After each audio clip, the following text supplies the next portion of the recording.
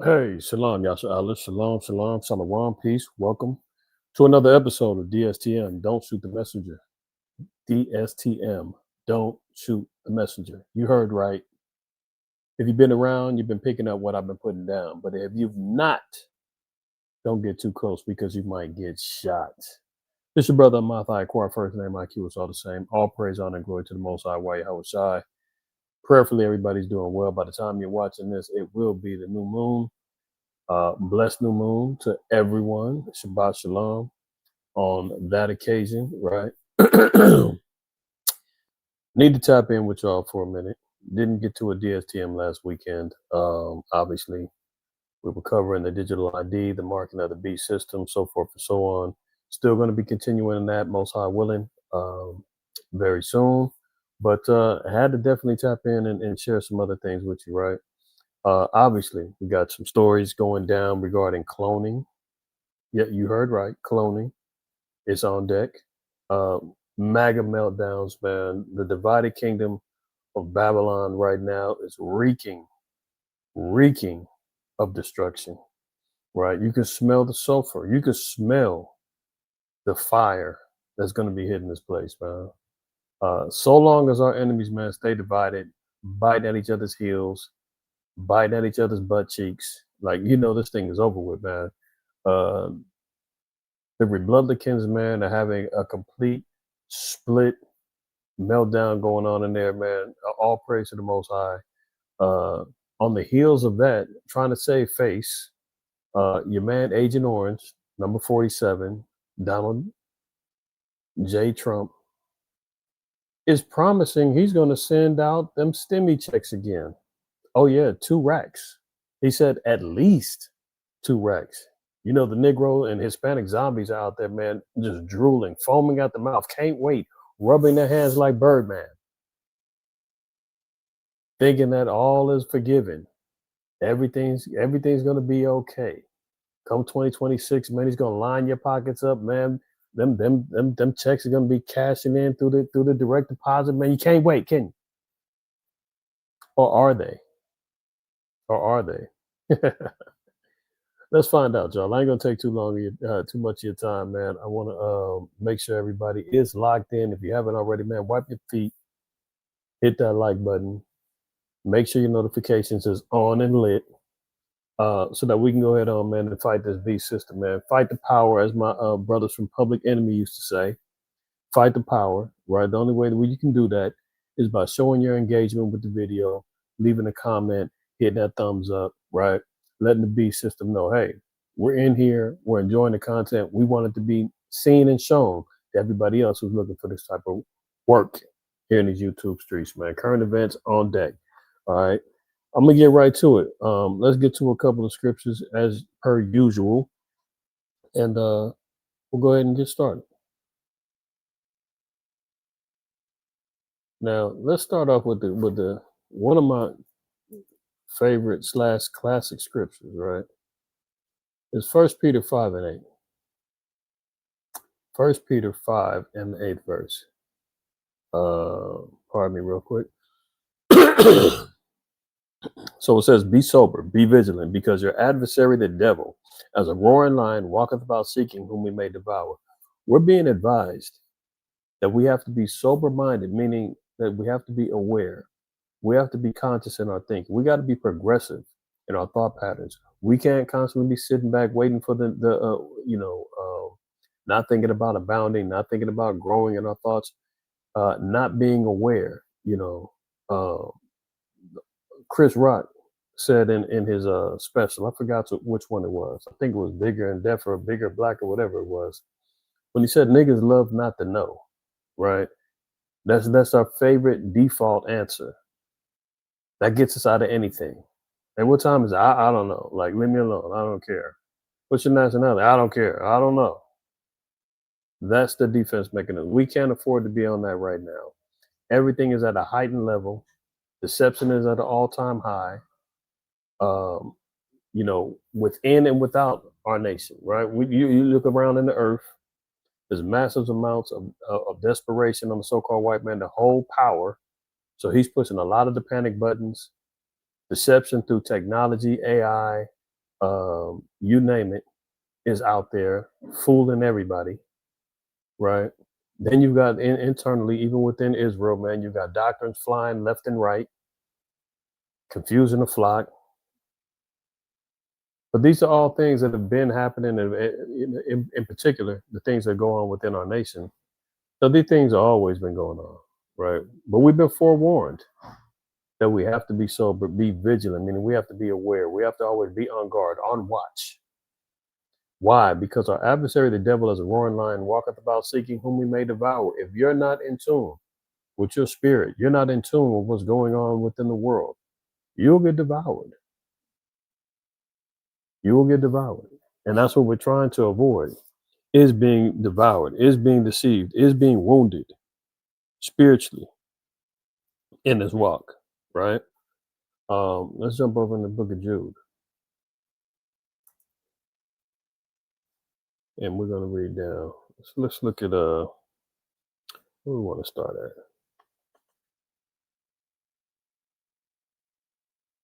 at. Let's start. We're gonna start here, verse 18.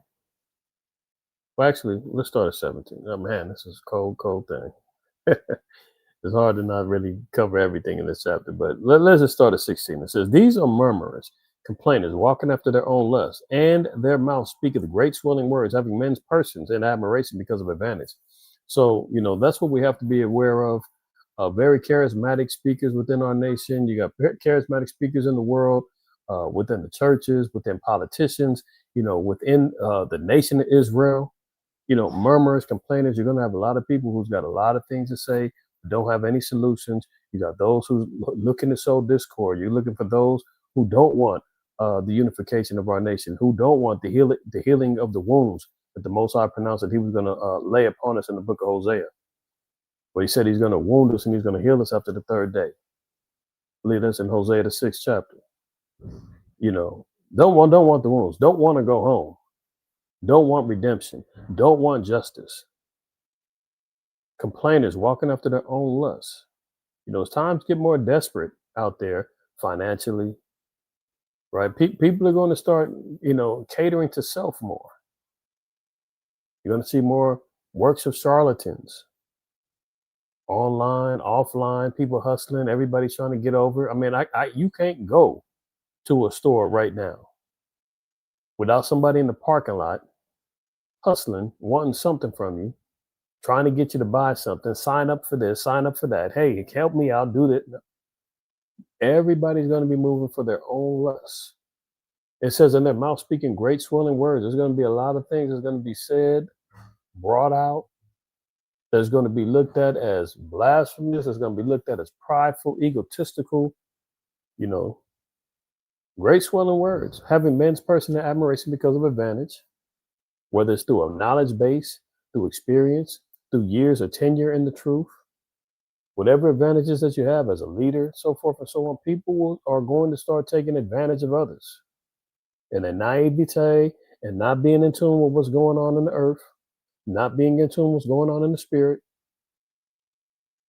But look at this. It says, "But beloved, remember ye the words which were spoken before of the apostles of our Lord, IQAhmath, how that they told you there should be mockers in the last time." So listen, you got men that's, mocking the apostle Paul and having disputations about a man who was a chosen vessel by Yahweh. Like there's all kind of stuff that goes on out there. And it ain't just that. It ain't just that. You got even Agent Orange, man. He was trying to tell everybody that he's got the Trump Bible.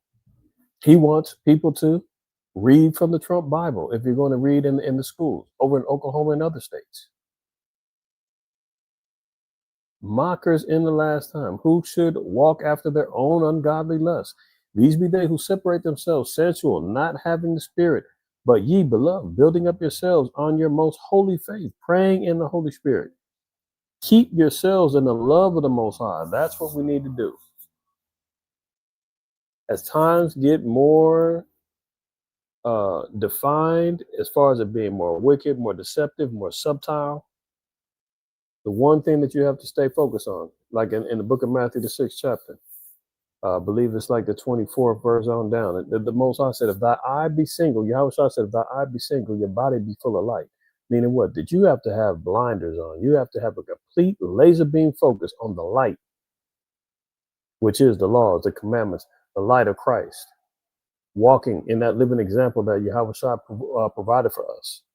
When that becomes your focus and you're not looking to the left, looking to the right and getting distracted with what's going on to the left, getting distracted with what's going on to the right, getting seduced by what's going on behind you, falling back into the world, you won't do those things if you keep yourself in the love of the Most High. And we all know what's love, keeping of the commandments of the Most High. That's from John 14:15, 2 John verse 6, so forth and so on. If we keep ourselves in alignment with the things that keep our spirits disciplined, which is the law, statutes, and commandments, it's going to keep us morally objective. It's going to keep us in line civilly. It's going to keep us in our ceremonial state, in our honor and the worshiping of the Most High. It's going to keep us in the time in the mode of sacrifice. Yeah, we offer ourselves as living sacrifices according to Romans the 12th chapter. Constantly looking to endure until the end. Keeping yourselves in the love of the Most High, looking for the mercy of our Lord, Yahweh Shai HaMashiach, unto eternal life.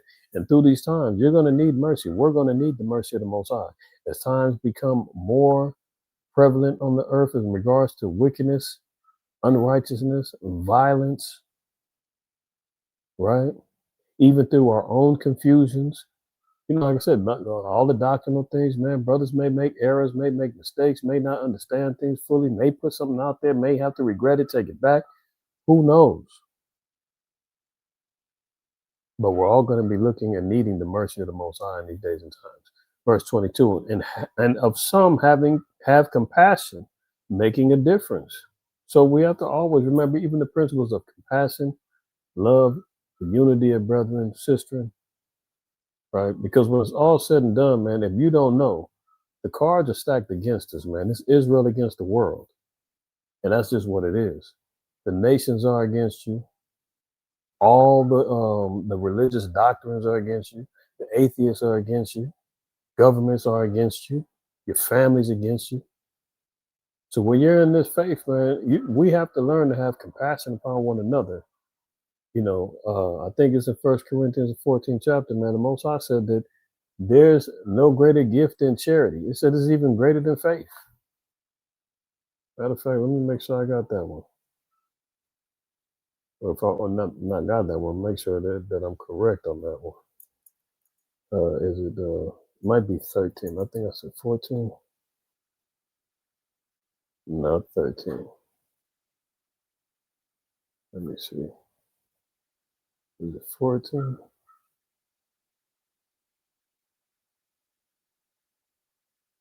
Maybe a second. No, it's only 13. Where am I tripping? I'm about to look it up for time's sake. It's 1 Corinthians 13. I don't know what I was looking for.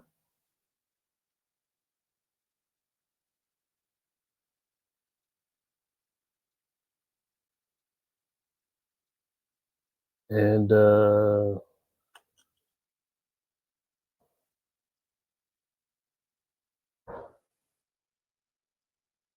thought that was the one. Maybe this is it. Maybe I just need to be patient. Yeah, here we go. Here we go. Verse 13. I said it right. Just got to be patient. Come on, IQ. Pull it together.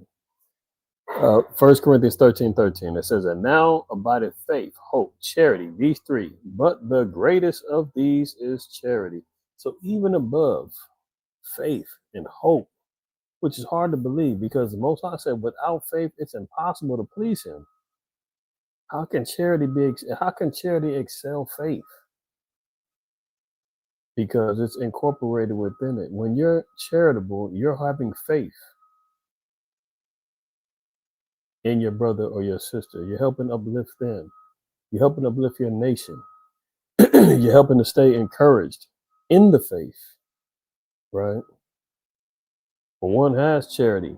One is imploring his faith, right? So So the greatest is among charity. So when the Most High told us in Jude, he said, look, and having compassion, making a difference. See, because some you're going to have to be able to teach and preach and save out of compassion, out of love. Everybody don't need to hear the barking on the, in the ear. Everybody doesn't need sharp rebuke. Some people are self-correcting. You know, some people just need a quick little kick in the button and they got it. They're like, okay, cool. You know what? Yeah, my bad. I'm on it. Oh yeah, no, I completely understand, brother. Yeah, I've been reading the history. No, brother, you gotta understand, brother. You gotta learn these curses. Brother might be like, man, yes, I understand, my brother. I'm with you. Well, you with me, brother? You can put your fringes on right now. Like, come on, calm down.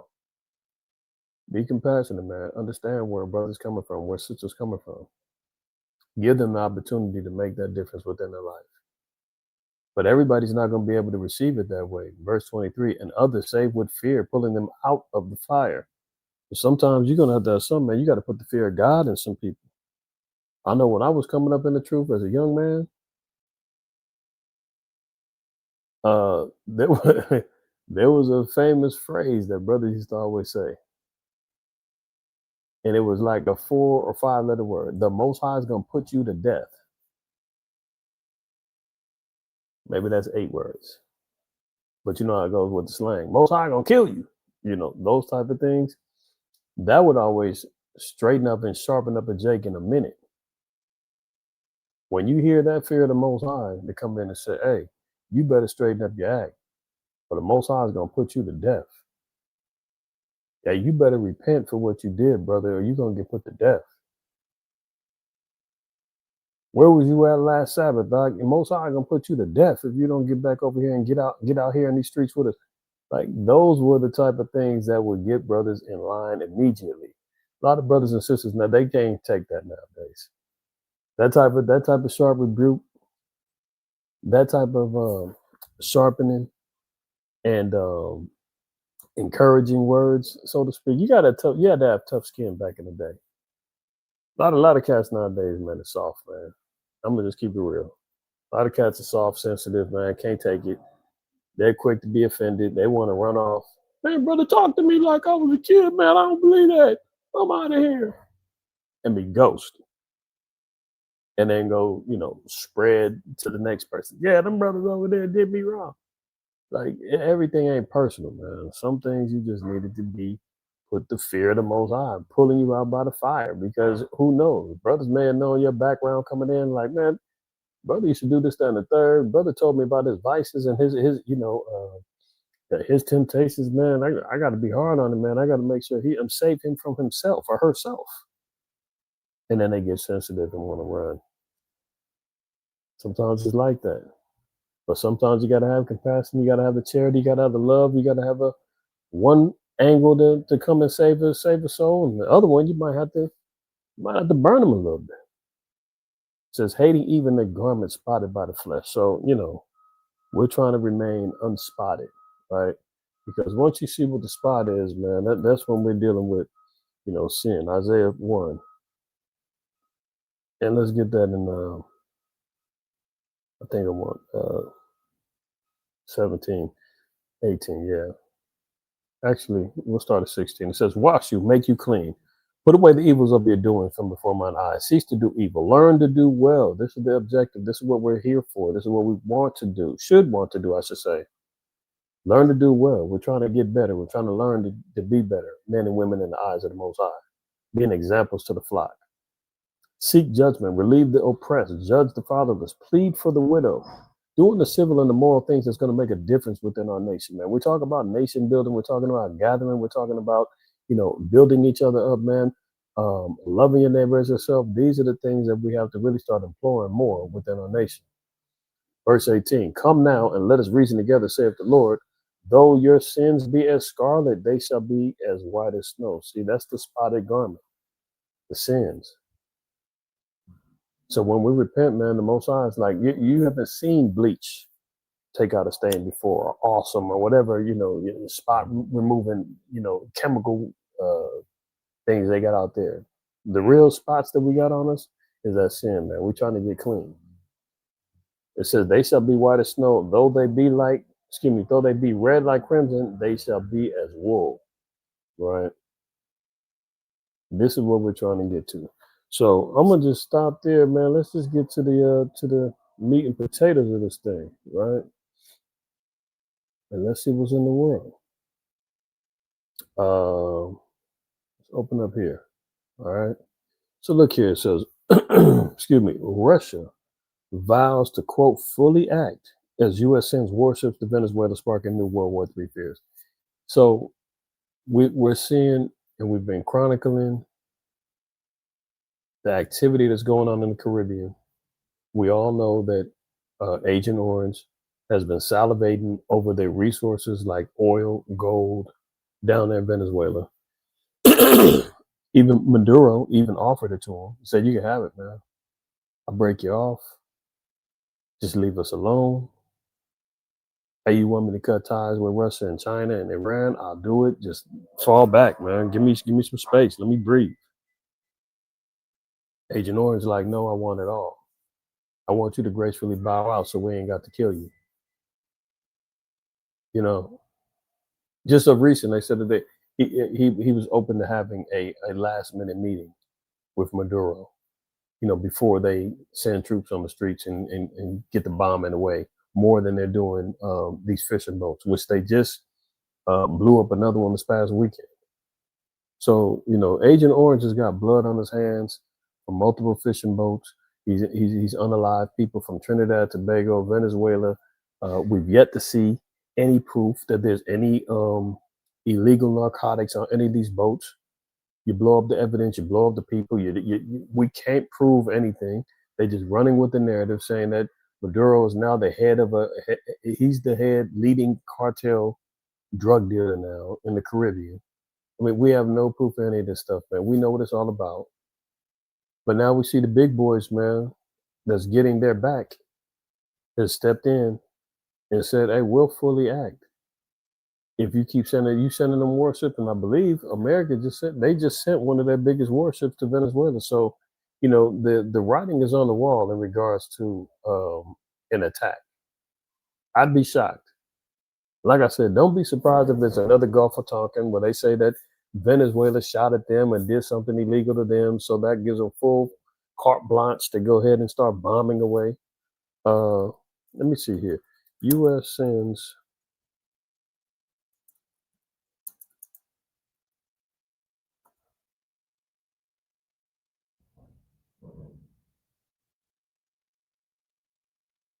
Yeah, see, they keep sending them, but there was one I forgot the name of it, but there was one of their bigger ones they just sent of recent. U.S. aircraft carrier arrived in the Caribbean in a major buildup. Right now, we don't know what Russia means by fully act because we're dealing with Esau, man. They're the same people, yes. We're dealing with Esau, so he could play games too. Fully act could mean he could, ship weapons to them, which he has agreed to already do. Does that mean that he's going to jump in there and going to jump? Russia's not going to go over there and fight for Venezuela. They're going to do just like NATO has been doing with Ukraine and America's been doing with Ukraine, is probably help fund them and give them weapons and give them some training and use them as a proxy against America. The same way that Ukraine is being used by NATO, right? But we'll see. The time and the era that we're in right now, man, nothing should surprise you because we're just waiting as the sands of the hourglass keep dipping down. We're just waiting for something to really jump off. So it says Russia's vowed to stand, quote, ready to assist Venezuela as Donald Trump ramps up the U.S. military footprint near the South American country in what Washington has characterized as a counter-narcotics operation. Russian Foreign Affairs Minister Sergei Lavrov stated the Kremlin is, quote, ready to fully act within the framework of the obligations that were mutually stipulated in this agreement with our Venezuelan friends. So they're going to stay within the framework of the obligations, which more than likely is, again, supplying them with weapons. Russia ain't going to jump in and fight them in those particular circumstances for them, right? Now it says, although the partnership hasn't taken effect yet, Lavrov indicating it is getting close. 3 months following its signing, Venezuela inaugurated a facility to manufacture Kalashnikov ammunition, and last month, a sanctioned Russian cargo plane recognized for delivering defense materials touched down in Venezuela. It comes after a lip reader exposed Trump's chilling three-word whisper to Putin in a major World War III warning. So that's still on deck, man. They're still battling over there in Ukraine and Russia. Although there's a ceasefire over there in between Israel and Gaza, there's still activity jumping off over there. There's civil wars jumping off in the Sudan. So the wars, rumors of wars, all those things are still cracking off in full flare. Now look at this. We talked about cloning, right? And I talked about this, give or take 10, 12 years ago, maybe more, through this technology called CRISPR. Esau was, coming out talking about making designer babies, where you can, uh, basically you use the in vitro like fertilization and all that. They use the technology to input, eye color, athleticism, intelligence, all this other stuff, man. And they've been working on this for a long time, probably before I even talked about it. But now they're coming more clear and more coming clean on the stuff, right? Now look at this. Genetically engineered babies are banned. Tech titans are trying to make one anyway. Now just think about it. You think about the remember the pods that they had in the movie The Matrix? I mean, this type of stuff, man, Esau is thinking about, man. This the works of some satanic mind who thinks that he is on par with the Most High. You know, when we talk about things in, let's say, in Isaiah 13, we're in Isaiah already. Let's just drop down. Actually, let's read 14.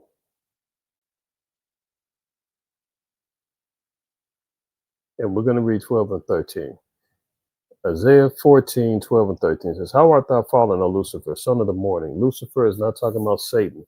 It's talking about a light bearer. When we talk about light, we're talking about intelligence. We're talking about understanding and things of relative to knowledge.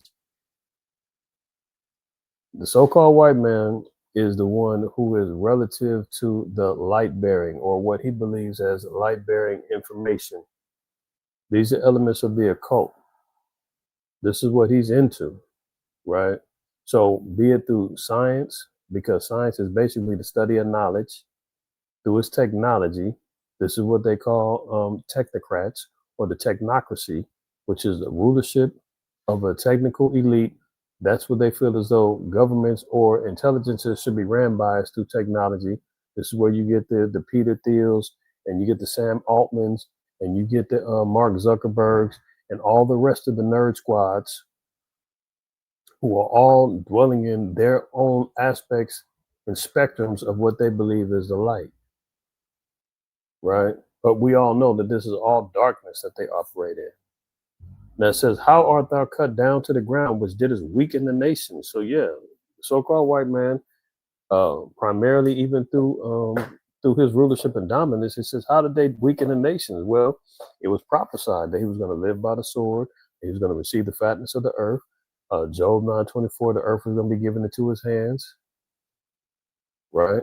All the nations are going to be subject unto him. Starting back with Alexander, we talked about that in First Maccabees chapter 1,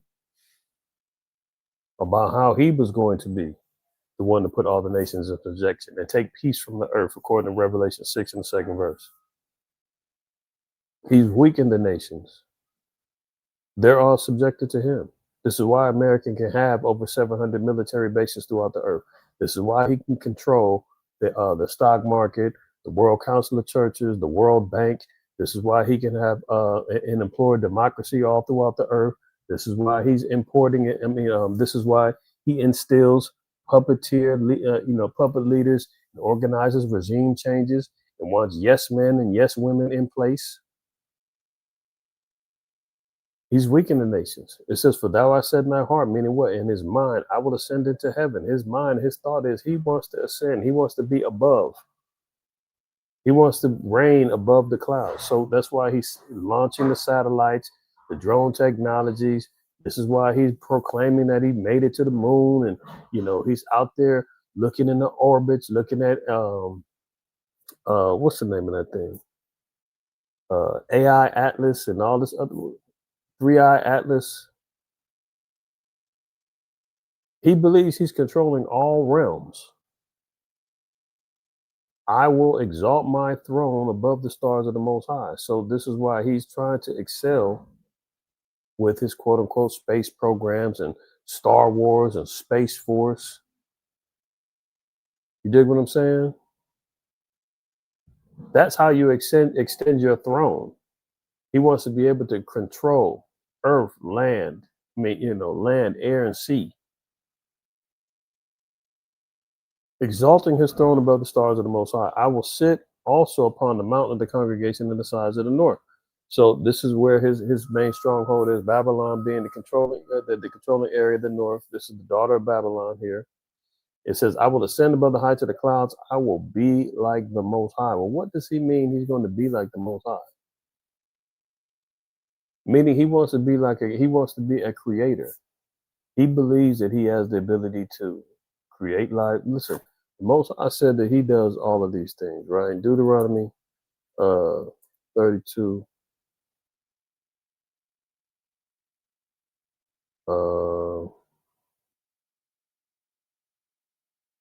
No, it's Deuteronomy.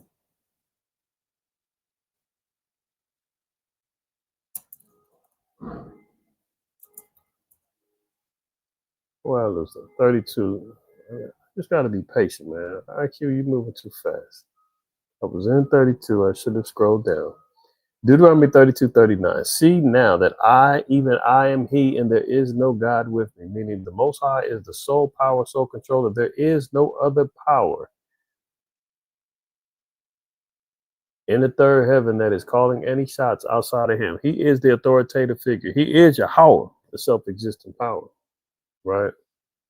All the nations, all the gods of the nations are as of the idols, like he said in the book of Psalms. Nothing is more supreme than the Most High. I said, there's no God with him. I kill and I make alive. I wound and I heal. Neither is there any that can deliver out of my hand. So the Most High is in full and complete control, full spectrum dominance.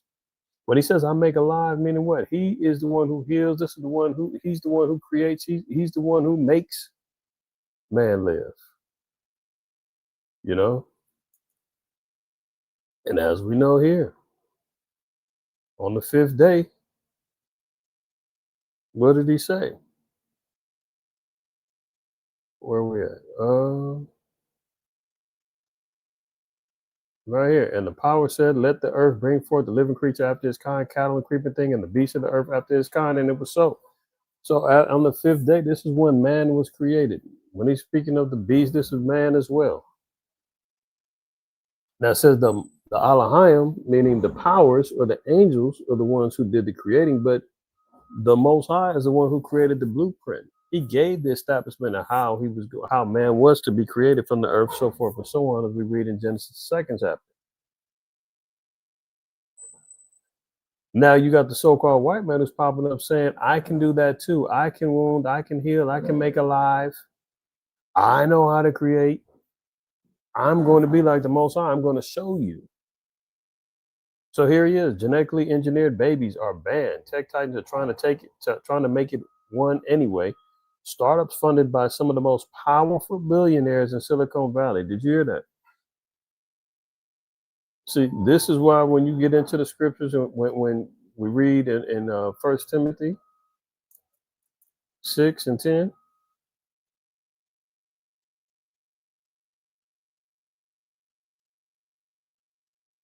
see, look at this. 1 Timothy 6 and 10, "For the love of money is the root of all evil." See, it's not the money itself. It's not the fact that somebody's been blessed with wealth or blessed with a good job or whatever the case may be. That's where it gets misconstrued. Money's the root of all evil. It's not the money. The money can't do it. It's the love of money. It's when one lusts after it, covets it. that's when one gets turned out. I forgot what Edomite said it, but it said, "Power corrupts absolutely."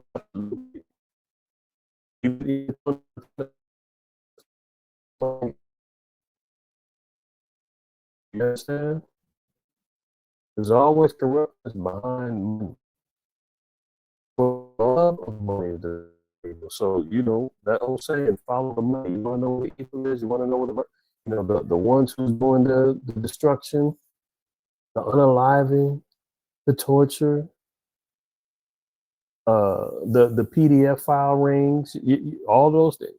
Know that some bread is behind it.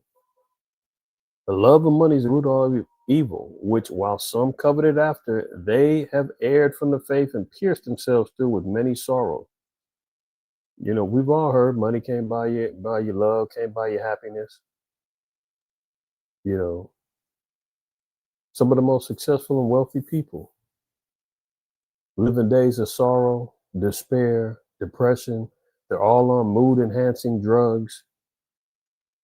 How many of the your favorite rappers, entertainers, and so forth and so on, man, got drug habits, going in and out of rehab, getting psychotherapy and all kind of stuff. The money doesn't answer it. But here we see here, what are they doing? Startups funded by some of the most powerful billionaires in Silicon Valley are pushing the boundaries of reproductive genetics, hoping to prevent diseases as well as improve the chances for a higher IQ, for a high IQ, no pun intended, and other preferred traits. Yeah, this is what they call designer babies. See, and they always say, "Oh, it's in the name of health advancements. It's for the cure cancer, to prevent genetically inherited diseases. Oh, it's for good. Hey, let's just say, man, you come from a family of genetically predispositioned people that have diabetes. What if we can break that cycle and create a seed within you that can break that curse? Wouldn't you like that? Yeah, but it won't have a real spirit within it, man. It won't be genetic. It won't be organic. It's a lab grown, lab tested, but it's still yours though. We'll still use your genes. We'll still use. Come on, man. For months, a small company in San Francisco has been pursuing a secretive project, the birth of genetically engineered baby, backed by OpenAI chief executive Sam Altman and his husband. All these guys, man, are let's just say, man, they live the Genesis 19 lifestyle. Sodom, Gomorrah. Yeah, Sam Altman and his husband. Not only that, Peter Thiel, who had the nerve to do some damn 3-part series, I believe, on the Antichrist. I mean, these guys are the same ones. I played a video with Peter Thiel where he was getting interviewed, and the reporter had asked him, "Does he think that all the humans should live?" And he couldn't answer that. If y'all remember that one, that's who Peter Thiel is. And he's a sodomite too. So it's not only the revenge of the nerds, man, but modern day Sodom is in full effect. When listen, man, when the scriptures tell us in Revelation 11, and we try to come up with good elaborate ways and how we can make these particular parallels, man, you've got to look at the background of some of these people who's running this place. Revelation 11 and 8, and their dead bodies shall lie in the street of the great city. Who's this talking about? It's talking about the saints of the Most High lying dead in this city, right?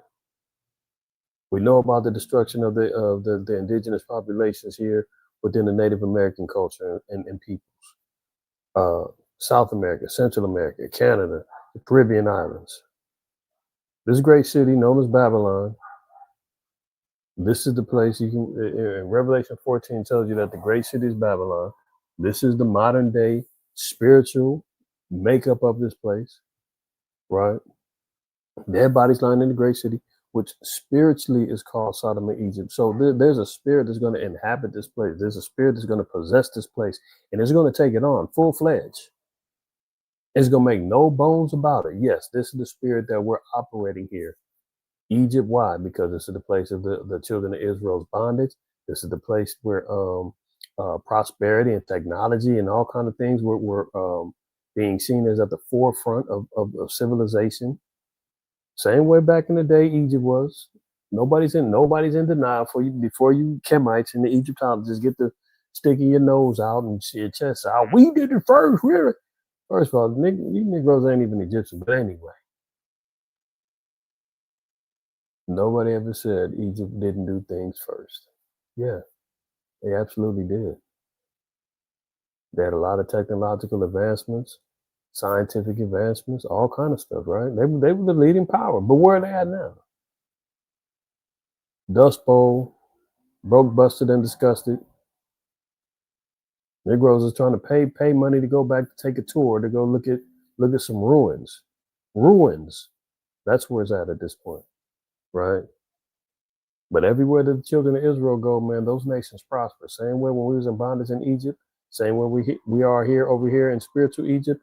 This is the number one nation. Why? Because it holds a vast majority of the children of Israel. According to Jeremiah 15:33, the children of Israel and the children of Judah will be oppressed together. When we're ever together and we're in oppression, whatever nation that nation is going to be on top. By and large. But spiritually, this place is going to also inhabit the spirit of Sodom, where we know that all manners of debauchery, rape, sodomy, everything else is going on.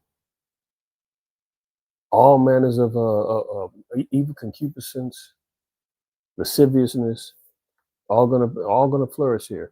And then we also see the master architects of what's going on through the technological advancements. Those technocrats, those guys, Peter Thiel, Sam Altman, these guys are high level sodomites, man. And here they are running the technological future of this place. Have the whole world hooked on it. From OpenAI, ChatGPT, Palantir, I forgot which one Peter Thiel is running. Let me make sure I got him right. We know OpenAI is Sam Altman. Peter Thiel, what's he there? Yeah, he is Palantir, right? Co-founder PayPal, Palantir, right? There you go.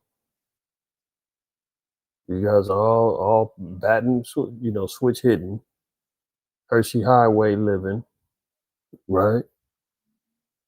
Backed by OpenAI executive Sam Altman and his husband, along with Coinbase co-founder and CEO Brian Armstrong, the startup called Preventative has been quietly preparing what would amount to a biological first. They are working toward creating a child born from an embryo edited to prevent a hereditary disease. In recent months, executives at the company privately said a couple with a genetic disease had been identified who was interested in participating, according to people familiar with their conversations. Gene editing technologies, now in use for the treatment after birth, allow scientists to cut, edit, and insert DNA. Hello? That means that your biological connections to your parents have now been broken when it's cut. And now a new DNA strand has been interwoven within you.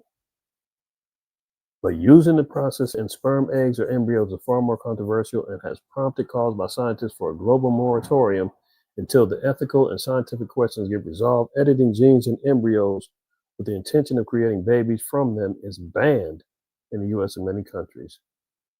Don't worry, it'll be unbanned sooner than later, right? Look at this. Tom Brady getting flack for cloning his dog. Tom Brady's revelation that he's cloned his dog is sparking a big debate. The NFL legend and sportscaster just announced that his beloved dog Lua, who died in 2023, now has a clone named Junie. Side by side, Brady's original pit bull mix looks identical to his new cloned companion. Brady was super close with Lua, even featuring her in this commercial for Uggs. But he's catching flack on social media for cloning her. The amount of animals that could have been rescued or given medical help with the money he must have spent on this makes me so sad, goes one comment. See, that one comment, they're not concerned with the technology. They're not concerned with the abomination that was just done. They're saying you got so much money, you could have helped some of these dogs that's in the dog pounds and that need spayed and neutering and all this other stuff. Like, hey, you got money, why don't you help this way? We don't care that you cloned your dog. We don't care about the technology and the abomination that you're running around with. See, people's minds is already twisted. Today, the animal rights group PETA is going after Brady. PETA empathizes with Tom Brady and anyone grieving the loss of a beloved companion animal, but the best way to honor them is to recognize that they aren't replaceable and to adopt. In 2017, Barbara Streisand took heat when she cloned her beloved dog Samantha. Legendary Star's two dogs, Miss Violet and Miss Scarlet, are clones of her fluffy little dog who died at age 14. It's not just little snowballs that are being cloned. These very large and energetic 7-month-old pups are all clones. Catherine Sauerbauer is the owner of Bossy Kennels. Hello, Monkey Crazy. On social media, she posts playful videos of the 3 clones who all came from this giant dog named Mr. Goodbar. Did you want to clone these dogs for their look, for their demeanor, for their aggressiveness? We don't tolerate aggression with our dogs. Mr. Goodbar was a famous dog in our program that had really elite genetics, amazing personality. She says the clones are not for sale, and she'll use them as show dogs. Now, I'm going to stop it there.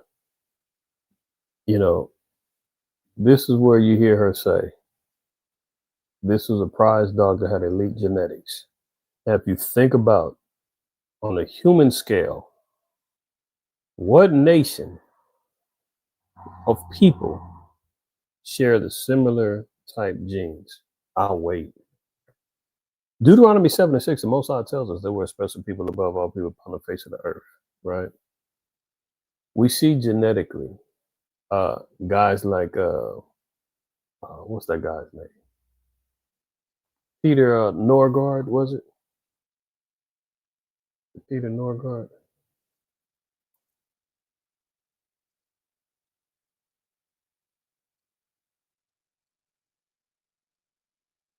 No, that's not the guy. What's that guy's name? Norgard.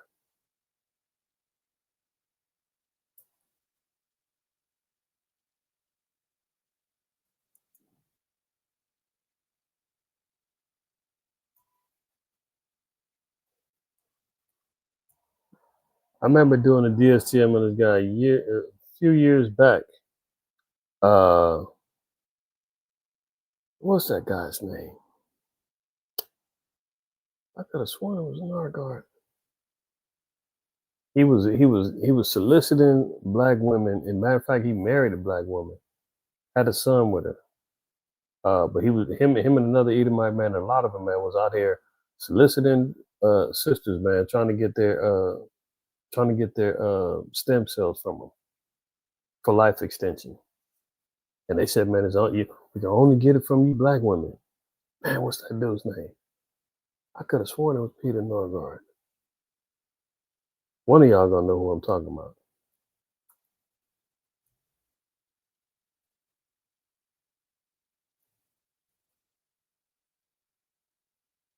Nygaard. Is it Nygaard?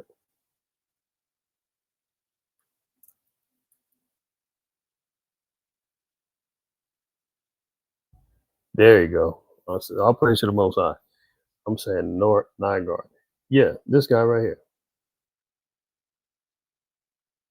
And remember, she said the dog had elite genes.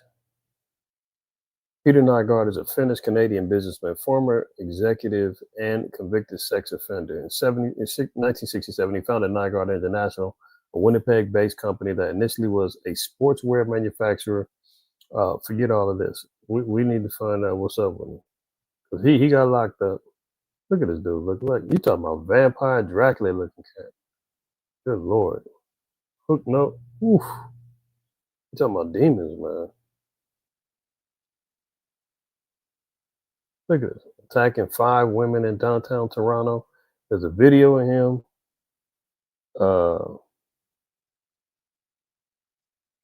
asking women for their him and another cat, man, offering to pay some sisters $100 for their aborted fetuses because they wanted the stem cells for life extension. I mean, this is the stuff that they're talking about, right? Not to get off track, but anyway, imagine here they are talking about making designer babies. What people do you think is going to have the most coveted genes to start creating these particular babies, man? Just think Get Out. You know, we got to start remembering, man, truth is stranger than fiction, man. There's always an element of truth, especially within these movies and things like that. This was on this man's mind. And the way that he manifested, he puts it out there in movies. And this is how he says, hey, I told you I was already thinking about this. I told you this was on my mind. Yeah, I put it out as entertainment. Yeah, I made you think it. I was just thinking, this was all goofy and fantasy and science fiction. No, this dude is really about what he puts out there. Psalm 64 said he's going to cause his tongue to fall upon himself. He's going to tell on himself. You should remember there was a movie about this, The Sixth Day. Y'all remember this? Matter of fact, before we go there, fair use. Let me get this off. I don't need no problems. Oh, no problems. Fair use. All right. This is for comment, news reporting, teaching, scholarship, education, and research. Using this clip under fair use, man. If y'all remember this movie called The Sixth Day, Arnold Schwarzenegger, it was about human cloning, right? And he got caught in this conspiracy, man. They cloned him, and he didn't know it, and it was a whole big old billionaire cat man who was running a secret cloning operation. If y'all ain't seen it, it's a decent little watch. But they had this law where they were cloning the pets, and they called it Riiight. Right, here's the commercial.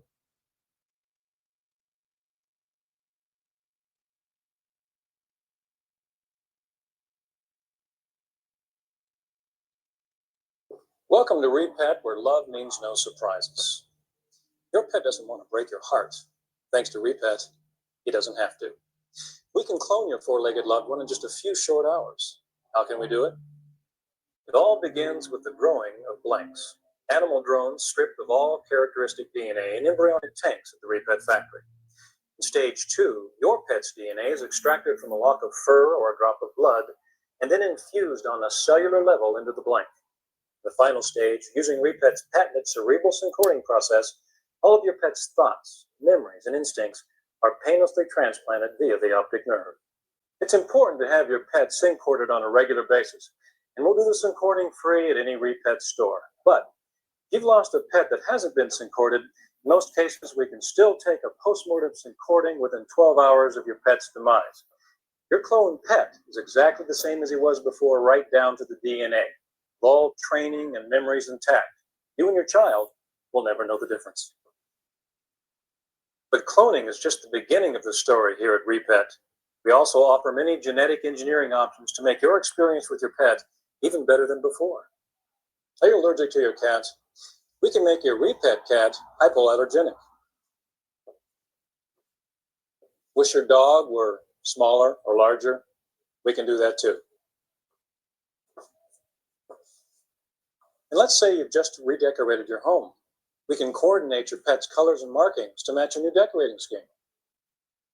Does your otherwise perfect pet have one or two behavior flaws? Does your cat scratch the furniture? Does your dog dig up the backyard? I mean, you can see it. I don't know if I need to finish this whole thing, but this was a commercial that they played in the movie. You're seeing it now play out. Tom Brady, Barbara Streisand, cloning their pets. I'm sure those are just the high-profile names that we're seeing, but I'm pretty sure there's plenty more people who can give testimonies about We them. can eliminate these unwanted. Them cloning their pets. And what's next? Humans, because that's what the movie was about. And now here we see 2025. This movie came out, I think, in 2000. 25 years later, here they come with the same thing coming back from the movies. Who's thinking retroactively? Like some people ain't even that old. You know what I'm saying? They might be like, man, I was born in 05. I never heard of the movie. 20-year-olds, they ain't never heard of this. 15-year-olds, what? They ain't thinking about this. They have no idea. Riiiight, right? The behaviors at a slight additional cost. Both the cloning and genetic engineering are backed by the same simple pledge. 0 defects, guaranteed. If you have any questions or you wish to hear about today's special offers, one of our knowledgeable sales staff will be more than happy to help. Once again, welcome to Riiiight, where love means no surprises. Good Lord. We're in trouble, y'all. Anyway, so truth is stranger than fiction when you look at those type of things, man. In his desire to be a creator, in his desire to be like the Most High, man, he's willing to go at any length of abomination, blasphemy, so forth and so on, man, to make these things happen. This is why he's got to be removed from the earth, right? This is why he can't be allowed to be sustained here, because that spirit is always going to dwell within him. Tucker Carlson had an interview with Sam Altman, and he was asking him about if he believed in God and all this. And dude looked like he got hit, a deer in the headlights, man. Couldn't flat out just answer the question, man. Filibustered and made up all kind of stuff. And then he finally just broke down and said, yes, he believes that there's a higher intelligence or something like that, but he just can't explain it. He doesn't know. So basically, I think that's what you call an agnostic. You believe that something's out there, you don't know what it is, but you're not willing to, give any worship or power unto it. But you know something's out there. And his form of creating a new form of intelligence that rules over people is AI. And that's what he's working on, right? Now look at this. Trump faces biggest Republican rebellion yet over Epstein. So, this whole meltdown is going on over him and the refusal to release the files. Now we're hearing his name is running all up and down, was popping all up out of Epstein's mouth and everybody else. Remember early on, he was like, yeah. They asked him about his connection with Epstein. He said, yeah, I barely knew the guy.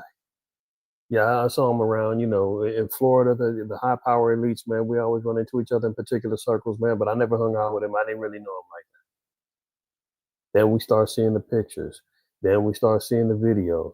Then we start hearing about, they was actually, closer than he led to believe. They was actually good friends. But, Trump cut him off after he seen a little bit too much weird stuff going on. So if that's true, to his credit, he should have did that. But anyway, he still lied, and act as if he didn't have nothing. He never really knew the guy. So now the files is on deck. The Democrats, they dropped some jewels out there. It ain't, it's really just a distraction, man, because when it's all said and done, ain't nobody gonna do nothing about it. What they gonna do?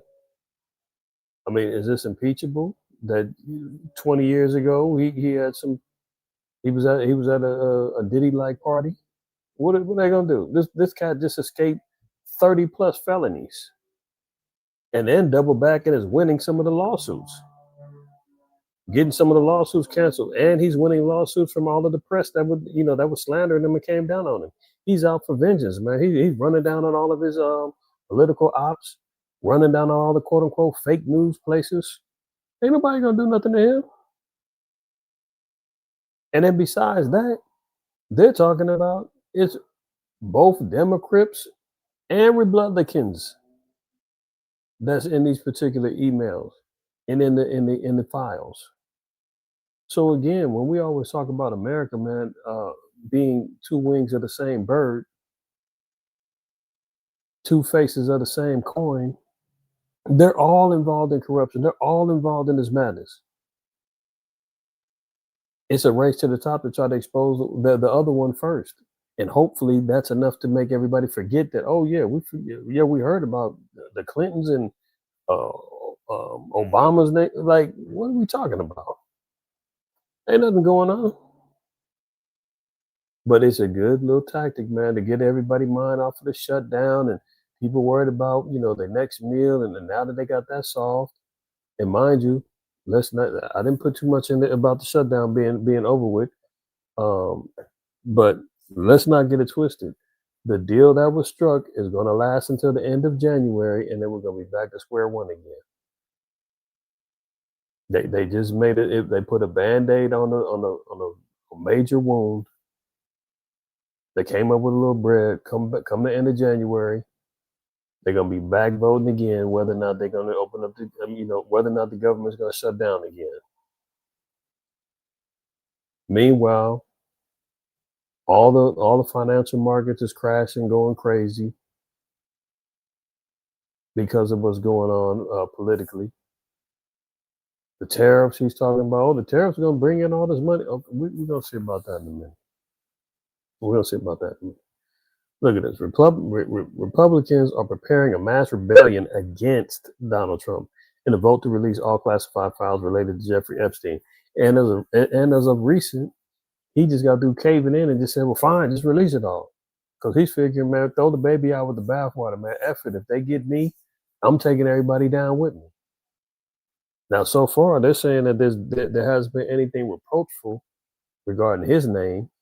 You know what I'm saying? So I'm not going to jump out on a limb and say he was out there doing anything on the island and all that. We can't prove that. But what we can prove, we did see, and I showed y'all, when he would make comments about little young girls. Remember that video I showed you? They would look like they was in a mall or something like that, and a little girl was going up on the elevator, and he was like, that's my future wife. Remember that? Remember the beauty pageants of him critiquing and having a judge and looking at 15-year-old girls in bathing suits and all that? Like, what kind of weird cat is that, man? We know, hey, man, if it walks like a duck, talks like a duck, it's probably a duck, you know? you don't have to hear anything on these particular files, man. Who knows? But we know that there's a lot of debauchery and a lot of corruption and a lot of foul acts going on in these particular files, man. So he just got to say, man, hey, let it out. F it. I'm taking down everybody. If I'm going down, everybody going down. Now you're seeing them slow up a little bit. Hold on. Did you proofread who else was in there? Oh yeah. So we're probably not going to see all of these files or whatever else is going on. But it makes for good news, makes for good distractions, right? Meanwhile, he's getting ready to go bomb Venezuela. He's already been bombing, Sudan. Where did he go? Yemen.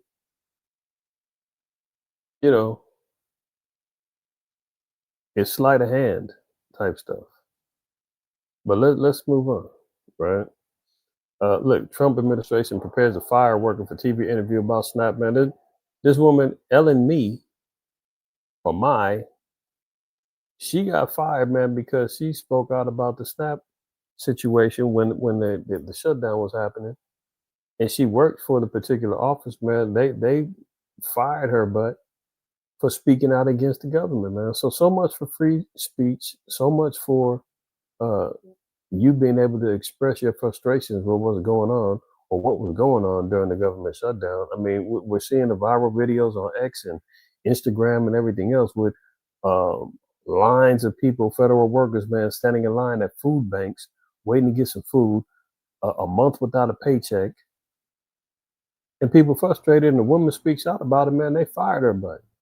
Look at this. The Agriculture Department is preparing to fire an employee in the division that handles food benefits after she publicly warned that the shutdown could have negative impacts on millions of Americans who rely on the federal government to put food on the table, according to documentation reviewed by the Washington Post. She speaks the truth and says, hey, it's going to be tough times, man, if the government shutdown hits. And they said, man, you weren't supposed to say that. What are you doing? Shut up. Hold on 1 second, y'all. I gotta plug my computer in.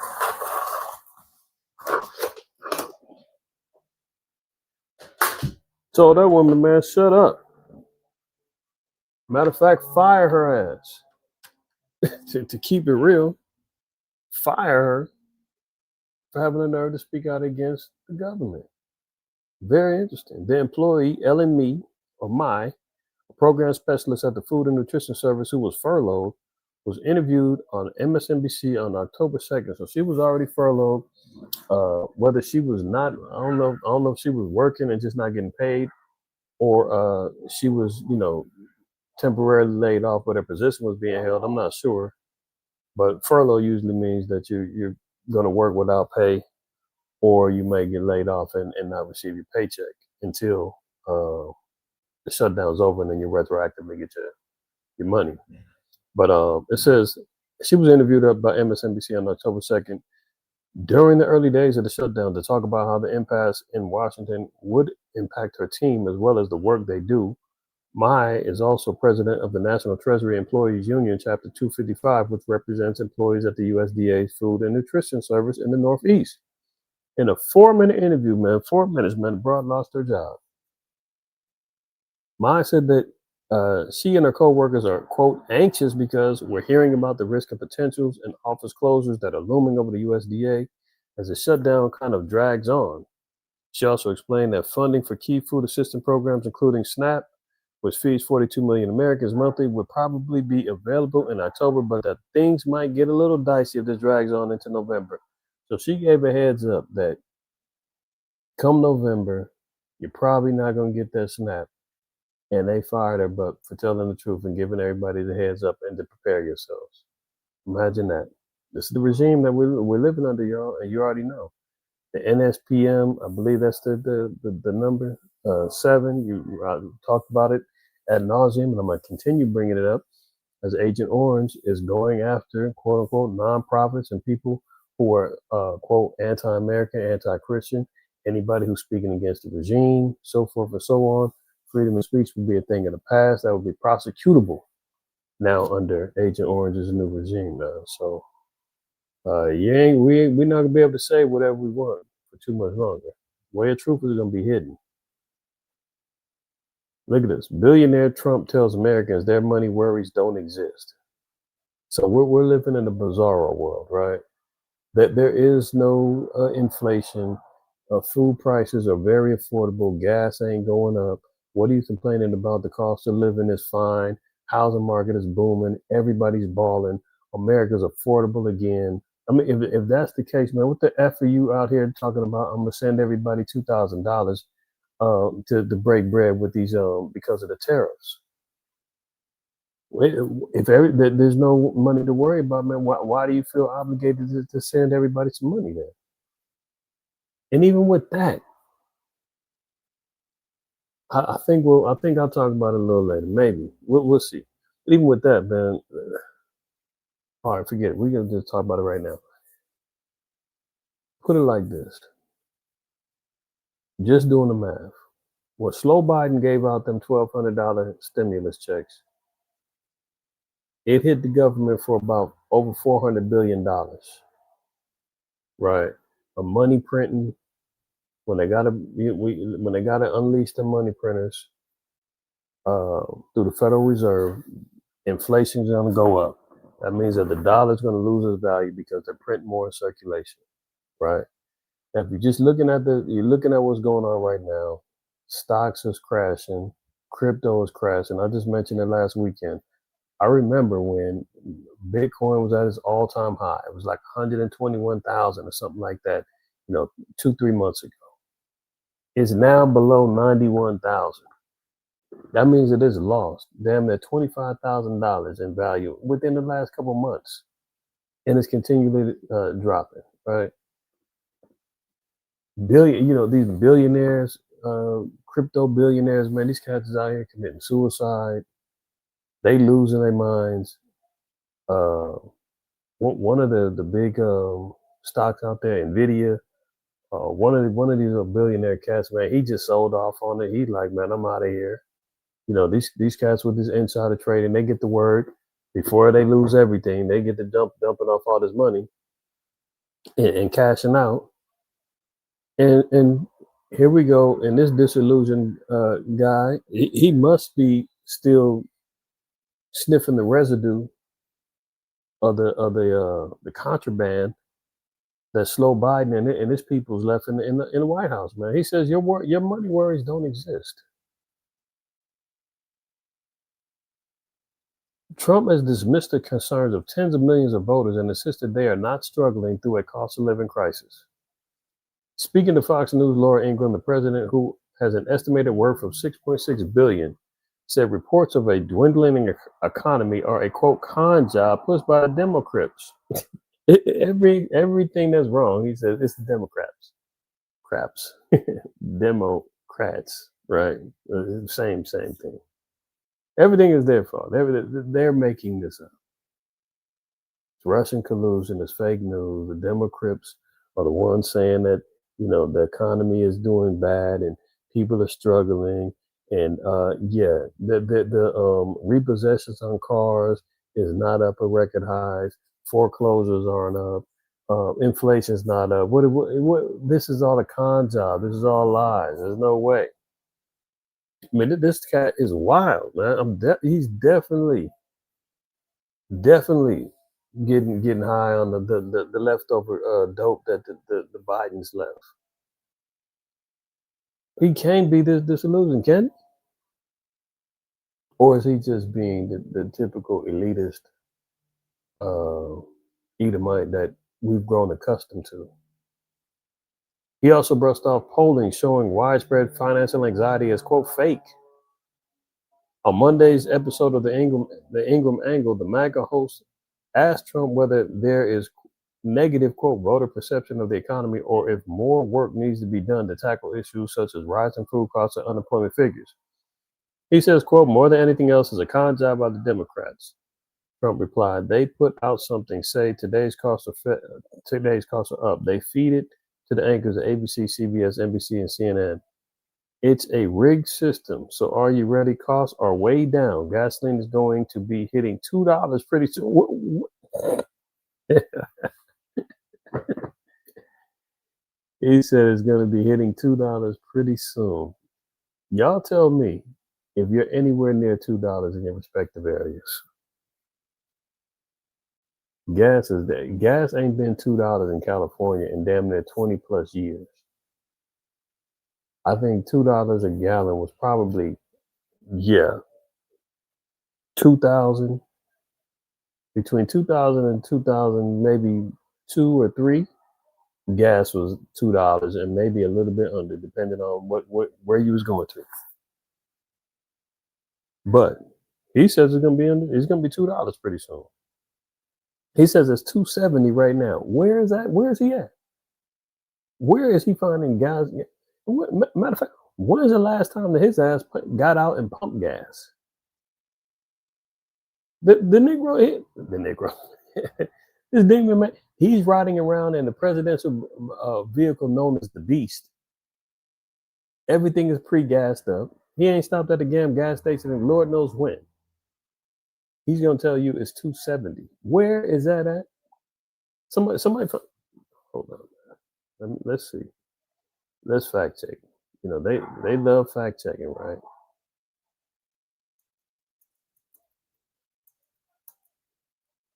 Let's see. He said it's $2.70, huh? Gas Buddy.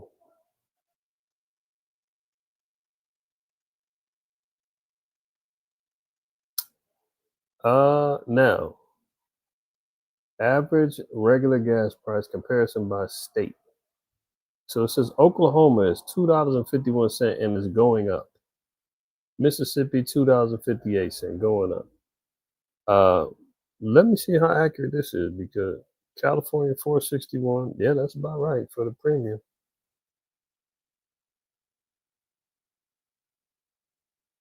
I guess he's speaking to his constituents in Oklahoma and down to Alabama. He's speaking in general terms, but in every instance, we're seeing it going up, not going down. Now, that's what they say, huh? That's interesting. What's AAA say? No, I'm going with AAA. National average is $3.07, $3.08. That's the national average. So if we're balancing it out, if he's gonna uh, brush with a broad stroke and say gas is $2.70, that's a damn lie. If we're just talking on average, as of 11/18/2025, it's $3.08. He says it's 270. Where did he say Oklahoma? What did I say Oklahoma is? $2.53. Unbelievable. So we see he lied there. He says it was $4.50 under Biden, under Sleepy Joe. Trump added, despite the national average currently being a little over $3. Oh, so if I kept reading that, I would have seen that. But anyway, he says your financial problems are imaginary, man. It's made up by the Democrats, man. You're not living in the damn. This is a bizarro world, Twilight Zone. 2 plus 2 doesn't equal 4 anymore. It's 5. Anything that you real see, touch, it's not. This is crazy, man. Crazy. Okay, look. Epstein alleged in emails that Trump knew of his conduct. Yeah, we talked about that earlier. He came out and said, man, Trump knew what time it was. Trump knew I was a creep. Trump knew I was getting down. He still remained buddies with me, complicit with me. Lord knows, because they said they got thousands of files. What was let out was like 100-something things, 100-something emails and all that had his name in it. Didn't implicate him in anything, but there's thousands more that may implicate him with some stuff. We don't know. We'll find out. All right. I told y'all before, Governor Gruesome here in California, he was going to make his presidential bid. He's going to try to, jump out the window. That dude's a terrible governor, man. He's a demon too. We see what happened, how we handled the fires out here, how he handled the COVID situation. He dropped and fumbled the bag on all that. He's got $24-something billion that came up missing for the homeless funding. When COVID was going on, he was telling everybody else throw on masks and social distance and everything else. But meanwhile, he got caught snapped up at a high-end restaurant hanging out with no mask on.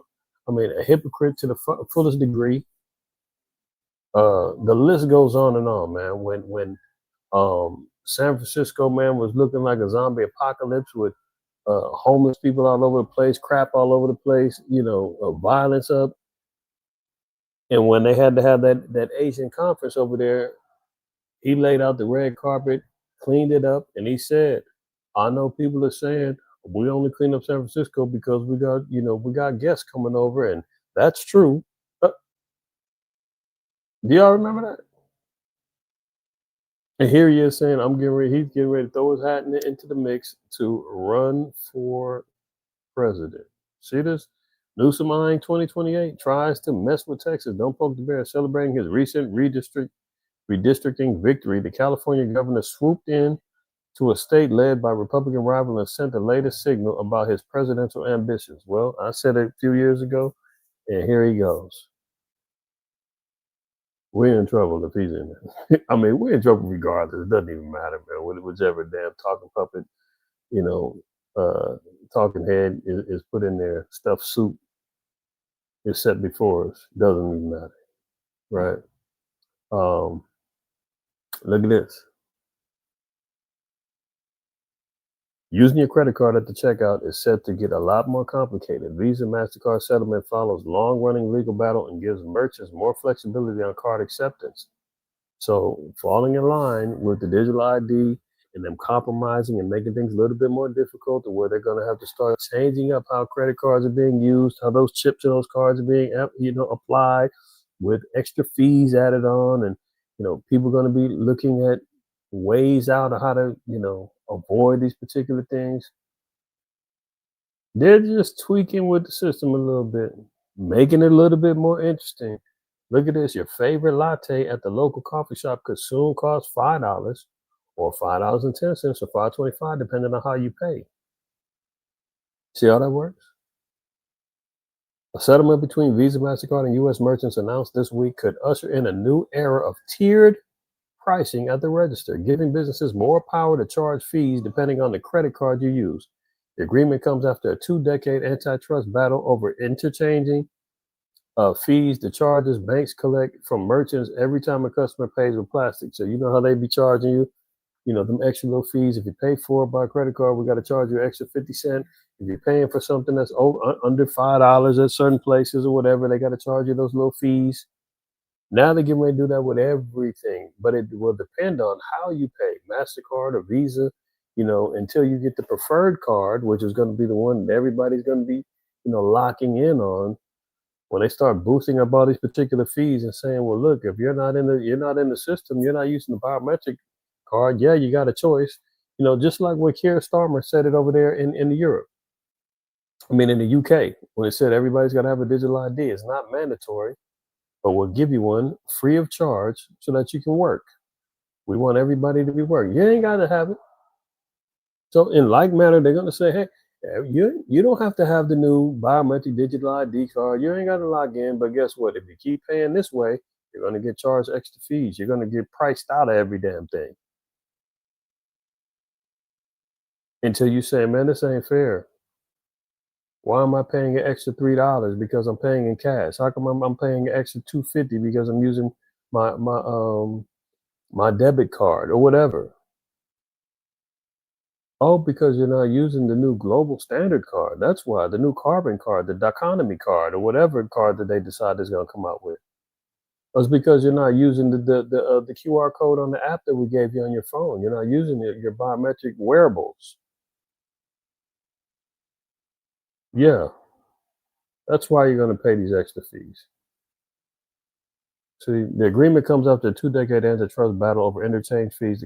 The charges banks collect from merchants every time a customer pays with plastic. The settlement still needs court approval and is likely to be contested by some merchant groups, which have disagreed over the fees and other terms in the past. A deal last year fell apart after lawyers for some merchants objected. So there you go. The fight continues, man.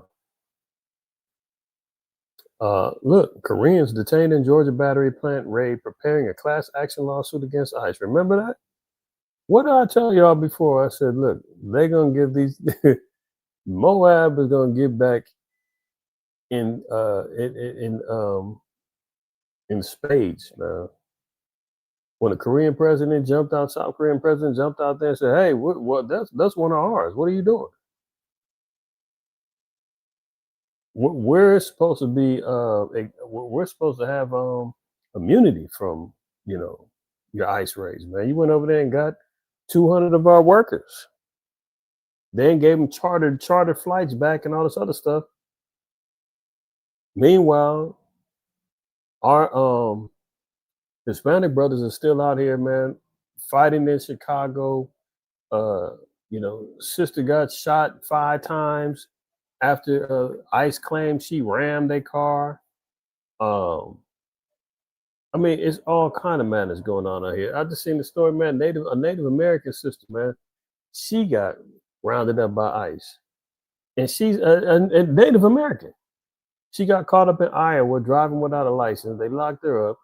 Then they released her. Her mama went to go pick her up. They was like, "Oh, she got released." I mean, ICE came and scooped her up. She like, what?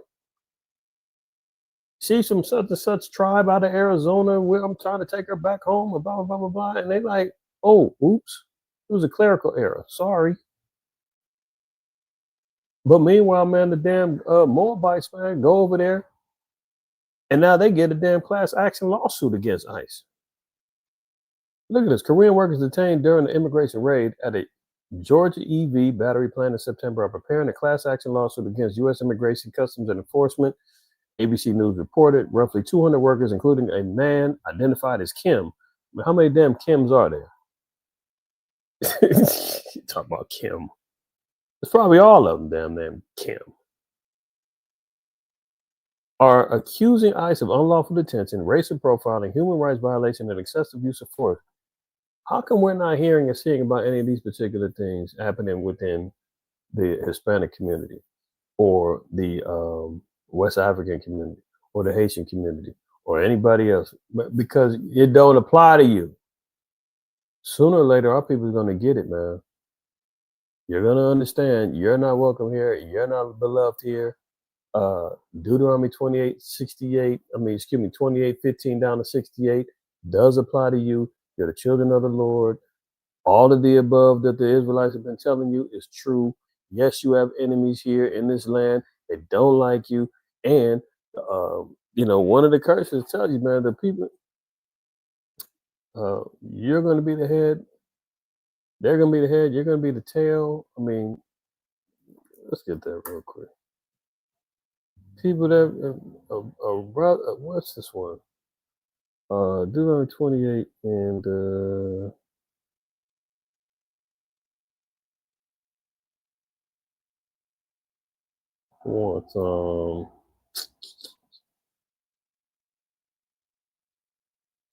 we're going to read 37 first, and we're going to drop down. It says, and thou shalt become an astonishment, a proverb, and a byword among all nations, whether Yahweh shall lead thee. So this is why our people are sitting back being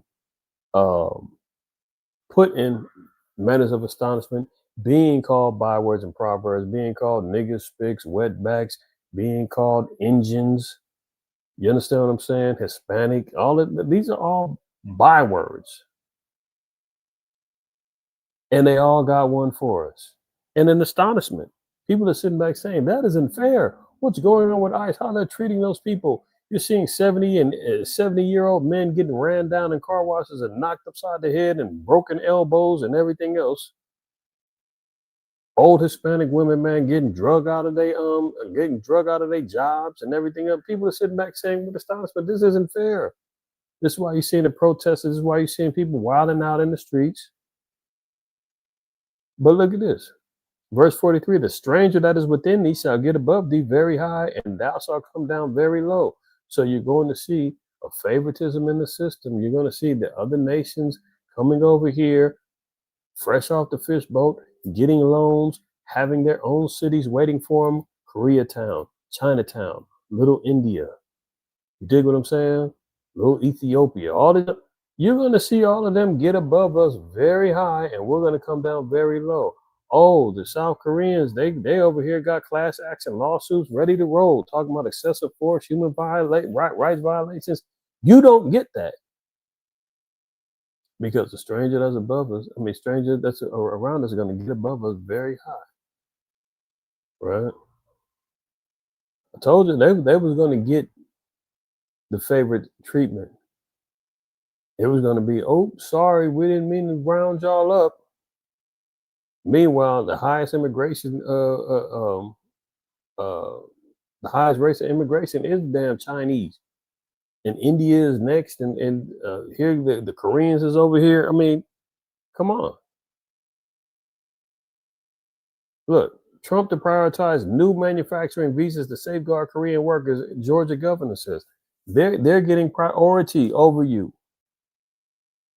Manufacturing visas. You don't think that they don't need manufacturing visas for the farmers, for all of the industrial workers and the backbone of America, man. Hispanic workers is out here, man, doing every damn thing.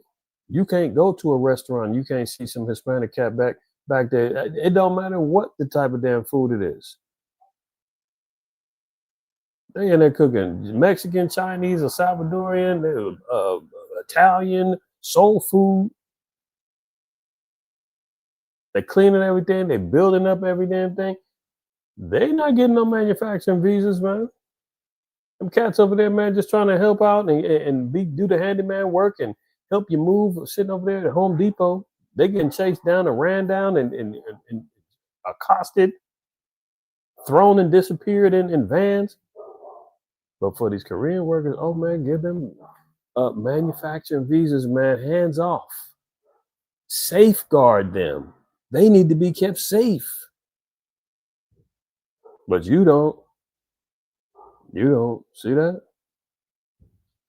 Now I'm gonna be fair. Like I said, part of my name is IQAhmath, which means truth. So I have an obligation to stand up for what's true. Now I said I didn't see any I hadn't seen at the time. I hadn't seen too much of anything when it came down to America and their efforts to assist the Jamaicans after the hurricane. And I said, well, maybe you need to do a little bit deeper look. I seen the video. They had like 300 Salvadorians, man. They was waiting in line, getting over there, going to help. And I said, okay. I seen a couple of articles, man. I think Trump said he was going to send them, I think like 20 million or something like that. I mean, he's sending billions to Argentina. Let me see how much it. I think he sent about 20 million.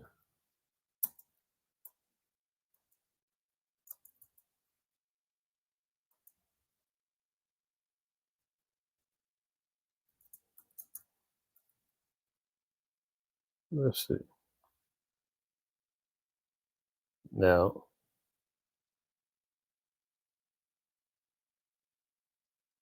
yeah, here you go. Trump has allocated 20 million to Jamaica for hurricane relief efforts, aiming to assist the country in recovering from recent natural disasters. So that was as of October 29th. They said he was going to send some aid. Let's find out, when did the hurricane hit?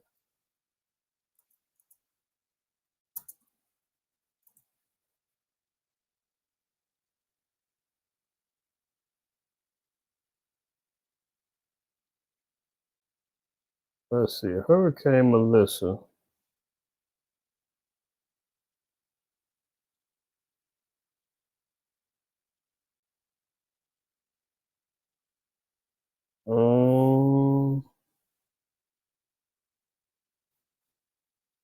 I think they said October 19th, so become more organized. So anywhere between, here you say the 21st is when this hit. I don't know exactly the day they got the worst of it, but let's see what does the Britannica say? They just say late October.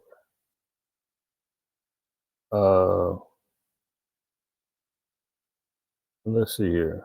By the evening of November 4th, estimates of damage to the region caused by the storm had climbed to $48 billion. $48 billion of damage. And Agent Orange says, I'll send you 20 million. All right. So, okay. I'd said at the time, I didn't see or hear about any help. So he says 20 million. They need 48 billion.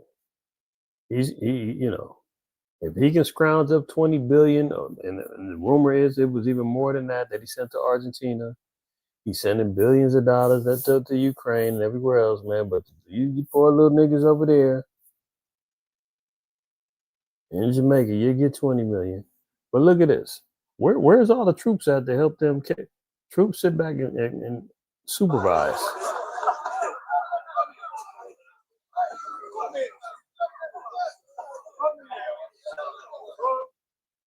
The troops is over here just standing around. They're making the people. You've seen the disaster relief in other places, in other countries, man. The troops is hands-on. They're the ones moving and shaking and organizing it. It's like, man, they went over there and dropped some boxes off. It's like, here, you niggas take this stuff, man. We're about to get up out of here. And we'll send you 20 million in the future. I mean, just the spirit behind the aid, man, you can see it's kind of like, damn, we have to do something. Let's drop them off something, man. And you see these brothers out here, man, hustling and working the teamwork, man, grabbing what the supplies is given to them. But you can see just behind the spirit, man, it's spitefully given.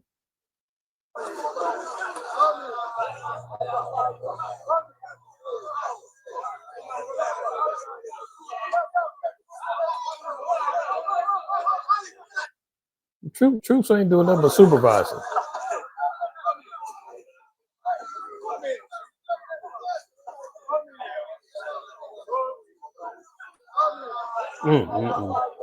Well, there you go. So I'll be clear. I'll clean it up and say, yeah, America did send some aid.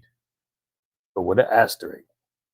Looked like it was done spitefully, and they gave him some chump change.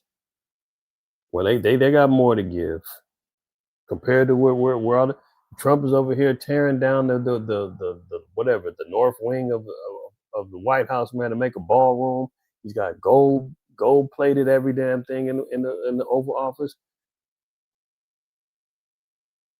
Those things alone is more money than he's sending down into Jamaica. Go figure.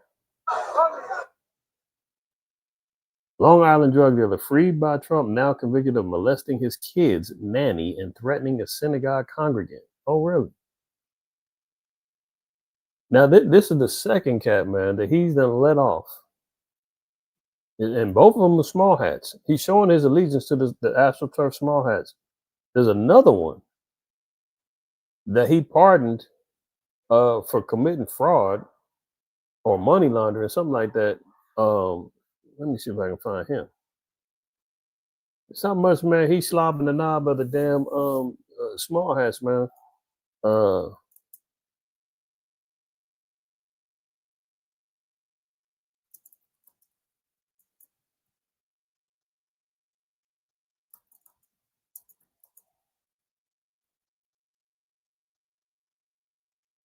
Yeah, here you go. Look at it. Had his sentence commuted by Trump. Convicted fraudster who had his sentence commuted by Trump gets 37 years from a new fraud conviction. A New Jersey man whose prison sentence was commuted by Trump in 2021 is headed back to federal for another fraud conviction. See, he's trying to give them their passes, man, trying to get them out. Give them pass, and they just can't stop. Remember, we talked about the love of money is the root of all evil, right? New Jersey man whose lengthy prison sentence for fraud conviction was commuted by Donald Trump in 2021 is headed back to federal prison for another fraud conviction. Ironically, he is a fraud, literally. Small hat GMO AstroTurf mutant Eliyahu Weinstein. He's fraud all around. Living a life of fraud. And your man, Agent Orange, man, gave him a pass and he couldn't help himself, man. His dirty little nubs, man. He couldn't keep his hands off of fraudulent money, man, and swindling. That's one guy. Now here's another one. L.I. drug dealer, Long Island drug dealer, freed by Trump, now convicted of molesting his kid's nanny and threatening a synagogue congregant. Interesting. Long Island drug dealer sprung from prison by President Trump has now been convicted of sexually abusing his kid's nanny and threatening the congregant at a synagogue. Jonathan Braun, 41, landed a 27-month sentence in Brooklyn federal court Monday for violating the terms of his 2021 presidential pardon with fresh crimes. Fresh crimes. The Nassau County convict entered the bedroom of his children's live-in nanny, put her in a headlock, and groped her breast while he touched himself in February, the New York Times reported, man. These are the cats, man, he's looking out for. These are the cats, man, he's freeing, giving pardons for it. I don't want to hear about Kodak Black and damn Lil Wayne.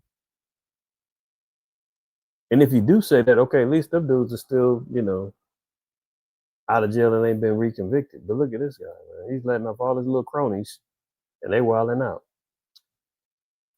Another thing, look at this. He's praising strong ex-Al Qaeda Syrian president in historic Oval Office meeting. Since when? This guy used to have Mohammed al-Jalani used to have a $10 million bounty on his head, man. The head of Al Qaeda. Now he's in the White House, man, shaking hands with Agent Orange, man. This shows you how far and the levels of corruptness and folly goes on, man.